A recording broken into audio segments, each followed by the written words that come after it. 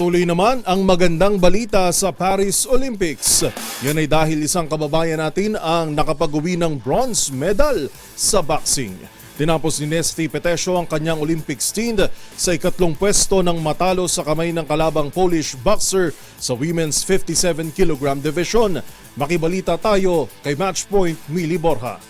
Muli na namang napatunayan ang husay ng Pinay sa boxing ring. Panibagong makasaysayang panalo kasi ang naitala ng Pinay boxer ni Nesty Petesio matapos nitong makuha ang ikalawang bronze medal ng Pilipinas at ikaapat na medalya sa 2024 Paris Olympics. Nagtapos si Petesio sa ikatlong pwesto, kasunod ng pagkatalo nito sa kalabang si Julia Seremeta mula Poland sa semifinals ng women's 57 kg division via split decision. Nakuha ng two-time Olympic medalist ang first round matapos masweep ang scorecards ng judges.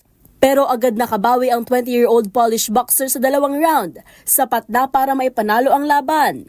Ito nang ikalawang Olympic medal ni Petesio matapos ng kanyang silver medal finish sa 2020 Tokyo Olympics.